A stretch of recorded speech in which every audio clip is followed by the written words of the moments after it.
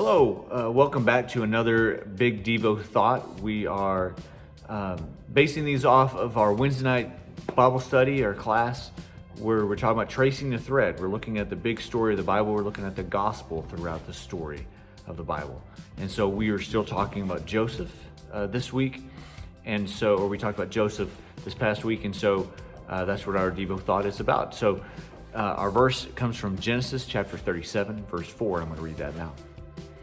When his brothers saw that their father loved him more than all his brothers, they hated him and could not speak peacefully to him. You know, we sometimes find ourselves surrounded by just an unbelievable amount of stuff. It's easy to evaluate our lives based on what we have. If we have the newest phone or the newest car or the coolest car, or maybe even just the cutest date, right? But when we lack what other people have, jealousy can quickly develop. If you read Genesis chapter 37, verses 1 through 4, and then 12 through 28, we're introduced and we see Joseph, right? And he's about to have one of the worst days of all time. I mean, how would you like to be beaten, sold into slavery, and taken off to a foreign country, all in the same day, and all by your brothers? Of all people. To top it off, they do that because they're jealous of the attention that you're getting from your dad, which, by the way, you have no control over, right? Talk about the worst day ever. Now, everybody wants to be the hero like Joseph, but the stark reality in this passage is that we have to ask ourselves and maybe do an assessment of how we are when we're related to other people.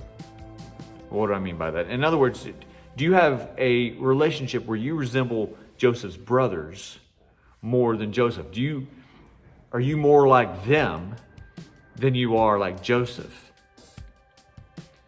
Are you jealous? Are you envious? Is it leading you, something like that, leading you to wrong someone else? You know, it's no fun to think about our weaknesses, but if we want to live as imitators of Christ, then we have to constantly be evaluating our hearts and our actions all the time. Your desire should be to live a life pleasing to God. So don't let envy and don't let jealousy get in the way of that. So here's something to think about. You know, it isn't easy to evaluate yourself. No one really likes to do that, right? But spend some time today thinking about your attitudes and your actions toward others, and are you more like the brothers, or are you more like Joseph? Is there anything that you need to repent of?